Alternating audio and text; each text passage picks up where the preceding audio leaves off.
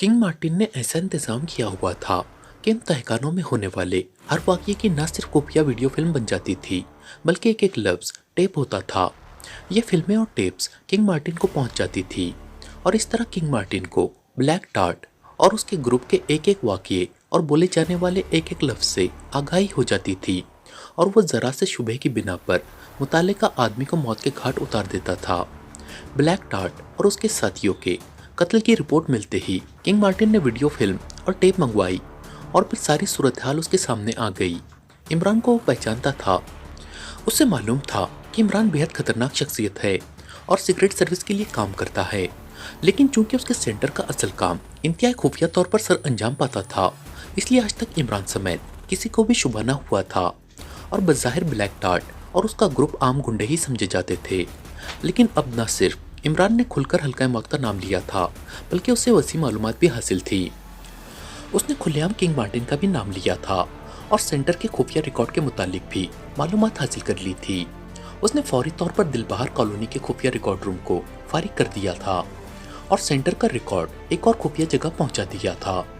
लेकिन इमरान के इस तरह खुलकर सामने आ जाने से न सिर्फ सख्त गुस्से में था, बल्कि जहनी तौर पर परेशान हो गया था। उसे मालूम था कि अब इमरान किसी भूत की तरह उसके पीछे लग जाएगा, लेकिन उसे अपने मुतालिक तो इतनी फिक्र ना थी, क्योंकि उसने कानूनी तौर पर हमेशा अपने हाथ साफ रखे हुए थे और फिर उसके ताल्लुकात भी इंतहाई आला हुक्काम से निहायत दोस्ताना थे। इसलिए उसे यकीन था कि इमरान उसका कुछ ना बिगाड़ सकेगा। लेकिन मसला उसके सामने ये था कि आखिर बैठे बिठाए इमरान को इन सरगर्मियों का इतनी तफसील से कैसे इल्म हो गया। सर, ये तो इमरान ही बता सकता है। अगर आप हुक्म फरमाएं तो उसे अगवा करके यहाँ उससे पूछगुछ की जाए।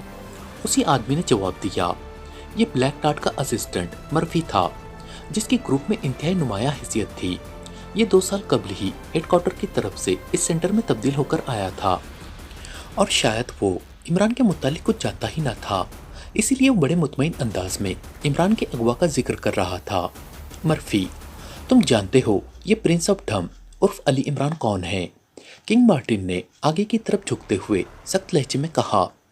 मैं जाती तौर पर तो उसे नहीं जानता बॉस, बहरहाल ये हमारे ही पेशे का कोई आदमी होगा, मर्फी ने जवाब दिया। सुनो, ये इमरान यहाँ की सेंट्रल इंटेलिजेंस के डायरेक्टर जनरल सर रहमान का लड़का है। बज़ाहिर इंतहाई अहमक, मस्खरा और फिजूल आदमी नजर आता है, लेकिन दरअसल ये एक ऐसी खबीस रूह है जिसके मुकाबले पर दुनिया का जो भी मुजरिम आया है अपनी गर्दन तुड़वा बैठा है। बड़ी बड़ी मुजरिम तंजीमें इससे खौफ खाती हैं। बाज़ औकात यहाँ की सीक्रेट सर्विस के लिए भी काम करता है, लेकिन जहाँ तक मैं जानता हूँ ये अकेला हज़ारों सीक्रेट सर्विसेज पर भारी है। तुमने ब्लैक टार्ट के साथ उसके झगड़े की फिल्म देखी है? किंग मार्टिन ने कहा। यस बॉस, देखी है। लड़ाई बड़ाई के फन में खासा माहिर है, लेकिन बॉस है तो बहरहाल इंसान, और स्टैंड गन से निकलने वाली गोलियां इंसानी जिस्म में ही घुसती हैं, चाहे वो इमरान हो या उसका बाप सर रहमान, मर्फी ने तंजिया लहजे में कहा। गुड, तुम्हारी दिलेरी मुझे पसंद आई है। इस इमरान और इसके साथियों का, जिनके सामने हल्के मौत का जिक्र आया है, कत्ल अब हम पर फर्ज हो चुका है, एक मुकद्दस फर्ज। ये किंग रोड के फ्लैट नंबर 200 में रहता है। मैं इसकी लाश में तब्दील होने का इंतजार करूंगा, और अगर तुमने इसे कत्ल कर दिया तो तुम्हें आला मुकाम भी दिया जाएगा और तुम्हारा हस्ब मंशा इनाम भी, किंग मार्टिन ने कहा। आप बेफिक्र रहें बॉस, 24 घंटों के अंदर अंदर ये और इसके साथी जहन्नुम रसीद हो चुके होंगे। मर्फी के लिए कोई मुश्किल काम नहीं है, मर्फी ने कुर्सी से उठते हुए कहा। Okay, wish you good luck, king Martin ने मुस्कुराते हुए कहा, और मर्फी और उसके साथी सर हिलाते हुए कमरे से बाहर निकल गए। किंग मार्टिन इस वक्त अपने एक खुफिया पॉइंट पर मौजूद था। जैसे ही उसे ब्लैक टार्ट के मुतालिक रिपोर्ट मिली थी, वो फौरी तौर पर इस पॉइंट पर मुंतकिल हो गया था ताकि इमरान उसका पता ना पा सके। बज़ाहिर वो एक गैर मुल्की दौरे पर था, जहाँ से उसने 2 हफ्तों के बाद वापस आना था। उसे यकीन था कि 2 हफ्तों के अंदर अंदर इमरान का खात्मा हो जाएगा और फिर वो दोबारा अपना काम जारी रख सकेगा। मर्फी के जाने के बाद वो चंद लम्हों तक कुछ सोचता रहा, फिर वो उठा और उसने अपनी पुश्त पर मौजूद एक अलमारी खोली और उसमें से एक अजीब साज का ट्रांसमीटर निकालकर अपने सामने मेज पर रख दिया। ये ट्रांसमीटर हल्का मौत के साइंसदानों ने इजाद किया था। उस पर नशर होने वाली कॉल को किसी तरह भी कैच या चेक न किया जा सकता था। ये ट्रांसमीटर सिर्फ सेंटर्स के सरबराहों को सप्लाई किए गए थे, ताकि वो इमरजेंसी में अपने हेड सेंटर से उसके ज़रिए बात कर सके। पाकिस्तान सेंटर का हेड सेंटर एक पहाड़ी और बैनुल अक़वामी तौर पर गैर मारूफ मुल्क टैट में कायम था। कोड में इसे सुपर सेंटर का नाम दिया जाता था। किंग मार्टिन ने ट्रांसमीटर का बटन ऑन किया तो ट्रांसमीटर में से साए साए की आवाज़ निकलने लगी। Hello Pakistan centre, king Martin calling super centre. King Martin ने ट्रांसमीटर ऑन करते ही बार बार ये फिक्रा दोहराना शुरू कर दिया। Yes super center, Benu attending super boss. दूसरी तरफ से कड़क आवाज़ ट्रांसमीटर से निकली। ये सुपर सेंटर का इंचार्ज बेनू था। बॉस, एक अहम रिपोर्ट है, किंग मार्टिन ने मुअद्दबना लहजे में कहा। क्या रिपोर्ट है, तफसील बताओ। दूसरी तरफ से बेनू ने चौंकते हुए लहजे में कहा। ये चूंकि मखसूस अंदाज का ट्रांसमीटर था, इसलिए हर फिक्रे के बाद ओवर का लफ्ज न कहना पड़ता था, बल्कि ये टेलीफोन के से अंदाज में काम करता था। और किंग मार्टिन ने इमरान के सिल्वर सैंड होटल में पहुंचने और ब्लैक टार्ट के साथ मुकाबले और उससे सेंटर का पता मालूम करने के साथ साथ अब मर्फी को आखिरी हुक्म देने तक की तमाम तफसीलात बता दी। इसका मतलब है एशिया में हालात तेजी से हल्का मौत के खिलाफ होते जा रहे हैं। ये इंतहाई तशवीशनाक बात है। सुपर बॉस बेनू ने तफसील सुनने के बाद कहा। एशिया में क्या मतलब बॉस, मैं समझा नहीं। मैं तो पाकिस्तान की बात कर रहा हूँ, किंग मार्टिन ने हैरत ज़दा लहजे में जवाब देते हुए कहा। तुम तो सिर्फ पाकिस्तान की बात कर रहे हो, लेकिन मेरे पास जो इत्तलात हैं वो ज़्यादा परेशान कुन हैं। सागरलैंड में पहले हल्का मौत की एक तंजीम कर्नल फरीदी के हाथों मौत के घाट उतरी, जिस पर हेडक्वार्टर ने अपनी खुसूसी तंजीम डार्क क्लब को कर्नल फरीदी के कत्ल और वहां से एक अहम तरीन दस्तावेजात के वसूल के लिए भेजा। लेकिन डार्क क्लब कर्नल फरीदी के हाथों जिंदा गिरफ्तार हो गई, जिन पर खुफिया मुकदमा चलाया जाना था कि हेडक्वार्टर को उस पूरी जेल को बम से उड़ाना पड़ा। पाकिस्तान के अली इमरान को भी कर्नल फरीदी के हमरा देखा गया है। अब तुम बता रहे हो कि इमरान खुलकर सामने आ गया है और उसके पास तफसीली मालूमात मौजूद हैं। इधर एक और एशियाई मुल्क कटियाक में हल्का मौत का एक सेंटर तबाह कर दिया गया है और वहां से अहम तरीन दस्तावेजात एक सरकारी पार्टी ले उड़ी है। इसके अलावा ये भी मालूम हुआ है कि इस्लामी सरबराहान की एक खुसूसी मीटिंग हुई है, जिसमें हल्का मौत के खिलाफ ठोस कार्रवाई के लिए इस्लामी ममालिक की सीक्रेट सर्विसेज पर मबनी एक खुसूसी टीम बनाने की तजावीज़ मुरतब की गई है। इन सब हालात से यही जाहिर हो रहा है कि एशिया में हल्का मौत के खिलाफ भरपूर अंदाज में काम हो रहा है। दूसरी तरफ से सुपर बॉस बेनू ने तफसीलात बताते हुए कहा और किंग मार्टिन की आंखें हैरत से पहलती गई। ओ बॉस, इससे तो यही जाहिर होता है कि इमरान को सागरलैंड से कुछ मालूमात पाकिस्तान सेंटर के मुतालिक मिली हैं, वरना यहाँ तो आज तक उसे जर्रा बराबर भी खबर ना हो सकी थी। किंग मार्टिन ने कहा। यकीनन ऐसा ही होगा, क्योंकि डार्क क्लब का सरबराह क्राफ्ट तुम्हारे मुतालिक अच्छी तरह जानता था। यकीनन उसी ने तुम्हारे सेंटर और तुम्हारे मुतालिक मालूमात मुहैया की होंगी। सुपर बॉस ने जवाब दिया। क्राफ्ट? ओह हाँ, क्राफ्ट जानता था। वो और मैं इकट्ठे काम करते थे जब मुझे पाकिस्तान भेजा गया था। किंग मार्टिन ने एक तवील सांस लेते हुए कहा। सूरत हाल इंतहाई परेशान कुन हो गई है। मुझे टॉप हेडक्वार्टर से बात करनी पड़ेगी ताकि इस सूरत हाल का कोई ठोस हल निकाला जा सके, वरना इस तरह तो बारी बारी सारे सेंटर तबाह हो जाएंगे। बेनू ने कहा। तो फिर मेरे लिए क्या हुक्म है? किंग मार्टिन ने पूछा। तुम ऐसा करो कि तमाम रिकॉर्ड लेकर फौरी तौर पर पाकिस्तान से निकलकर यहाँ टैट में मेरे पास आ जाओ। पाकिस्तान का इमरान इंतहाई खतरनाक शख्स है। जब तक टॉप हेडक्वार्टर कोई ठोस इकदाम न करे, तुम्हारा और रिकॉर्ड का पाकिस्तान में रहना हमारे लिए सख्त खतरनाक है। बेनू ने कहा। लेकिन जनाब, ये कोई मुस्तकिल हल तो नहीं।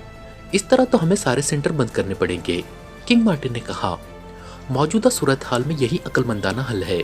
टॉप हेडक्वार्टर इस सिलसिले में खुद ही कोई हल निकालेगा और मजीद हिदायत भी देगा और फिर इस पर अमल किया जाएगा। सुपर बॉस बेनू ने जवाब दिया। ठीक है बॉस, हमें आज ही रिकॉर्ड समेत वहां से निकल आना होगा। किंग मार्टिन ने कहा। हाँ, लेकिन इस बात का ख्याल रखना कि इमरान के हत्थे किसी सूरत रिकॉर्ड न चढ़ सके। इंतहाई मोहतात रहने की ज़रूरत है। सुपर बॉस ने कहा। मैं जानता हूँ बॉस, आप बेफिक्र रहें। मैं निकलते वक्त अपने और रिकॉर्ड की इमरान को हवा भी न लगने दूंगा। किंग मार्टिन ने कहा। ओके, मैं तुम्हारा इंतज़ार करूंगा। Goodbye, super boss Benu ने कहा और उसके साथ ही राब्ता ख़त्म हो गया। किंग मार्टिन ने ट्रांसमीटर ऑफ किया और उसे वापस अलमारी में रखकर वो कुर्सी पर आ बैठा और उसने इंटरकॉम का रिसीवर उठाकर एक बटन दबा दिया। Yes boss. दूसरी तरफ से एक निस्वानी आवाज़ सुनाई दी। रॉजर को मेरे पास भेज दो, किंग मार्टिन ने कहा और रिसीवर रख दिया। उसके चेहरे पर परेशानी के आसार नुमाया थे। चंद लम्हों बाद दरवाजा खुला और एक नौजवान अंदर दाखिल हुआ। उसने झुककर बड़े मौतबाना अंदाज में किंग मार्टिन को सलाम किया।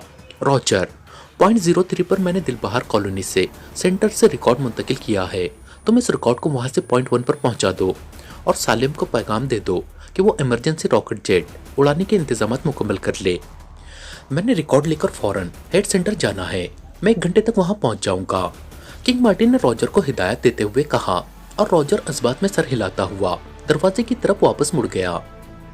मिथाइस और डॉक्टर विकली इंटरकॉन्टिनेंटल की फ्राक और ऊंची छत पर मौजूद थे। उनके साथ 2 आदमी और भी थे। ये डॉक्टर विकली के खास आदमी थे। उन सब ने गहरे सिया रंग के सूट पहन रखे थे और अंधेरे का एक जुज बने हुए थे।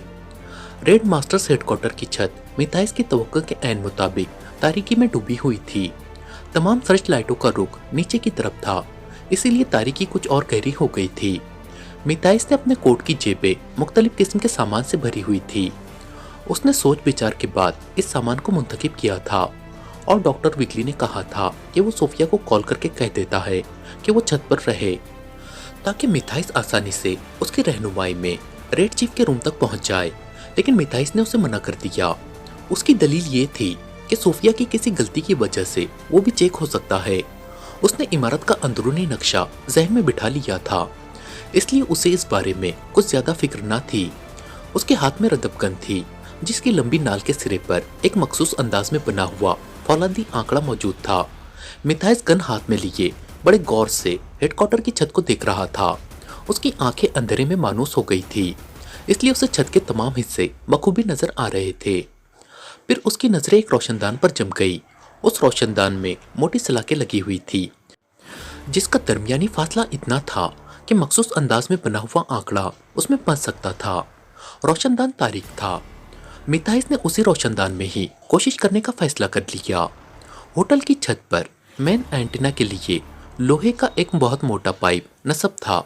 मिथाइस ने रदब गन के साथ मुंसलिक चरखी पर लपटी हुई नायलॉन की बारीक रस्सी का आखिरी सिरा खींचा और फिर उसे उस पाइप के साथ अच्छी तरह बांध दिया।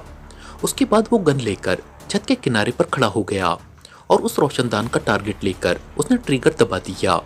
उसके हाथ को एक जोरदार झटका लगा, लेकिन चूंकि वो हर तरफ से ही चौकन्ना था, इसलिए उसके हाथ मजबूती से गन पर जमे रहे।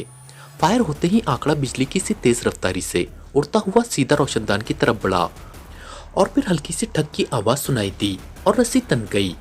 आंकड़ा उस रोशनदान में फंस चुका था। मिथाइस ने झटका देकर रस्सी को खींचा। रस्सी मजबूत थी। उसने गन के हुक को अलहदा कर लिया। अब होटल के एंटीना पोल और रोशनदान के दरमियान नायलॉन की मजबूत रस्सी तनी हुई थी जो ऊपर से नीचे तक ढलवानी सूरत में जा रही थी। अच्छा डैडी, दुआ करे मैं अपने पहले मिशन में कामयाब लौटूं। मिथाइस ने गन एक तरफ रखी और फिर जेब से मखसूस अंदाज के दस्ताने निकालकर उसने उनकी हथेलियों में लगे हुए मखसूस अंदाज के हुक उसमें डालकर उन्हें बंद किया और दस्ताने पहनकर कलाई से बुलंद कर लिए। अब उसके हाथ और उसके दरमियान मखसूस साख्त के हुक मौजूद थे। वो हाथों को घसीटता हुआ होटल के किनारे पर पहुंचा और दूसरे लम्हे उसने झटका देकर अपने जिस्म को नीचे की तरफ झुलाया। हुकों की वजह से वो इंतहाई तेज रफ्तारी से फिसलता हुआ हेडक्वार्टर की छत की तरफ खिसकता गया और देखते ही देखते उसके पैर उस रोशनदान के करीब छत पर जम गए।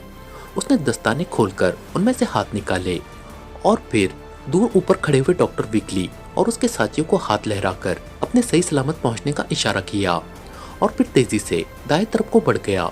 उसे मालूम था कि दाएं तरफ एक कमरा बना हुआ है जिसमें मौजूद लिफ्ट के जरिए वो आसानी से नीचे जा सकता है, लेकिन उसका इरादा लिफ्ट को इस्तेमाल करने का ना था क्योंकि लिफ्ट के चलने की आवाज़ किसी को भी चौंका सकती थी। उसने तीसरी मंजिल पर पहुंचना था। वो लिफ्ट की साइड से होकर आगे बढ़ा और फिर एक रोशनदान से उसने नीचे झांका। यहाँ लिफ्ट के बड़े बड़े मजबूत रस्से उसे साफ नजर आ रहे थे। ये जगह लिफ्ट की मरम्मत के लिए बनाई गई थी। वो उस जगह से अंदर घुसा और फिर उछलकर उसने एक रस्सा पकड़ा और नीचे खिसकता चला गया। लिफ्ट चूंकि सबसे निचली मंजिल पर खड़ी थी, इसलिए वो आसानी से रस्से के जरिए घसीटता हुआ नीचे उतर गया। उसे अगर खतरा था तो सिर्फ इतना कि कहीं लिफ्ट चलना पड़े। लिफ्ट चल पड़ी तो फिर उसके बचने की कोई सूरत ना होती।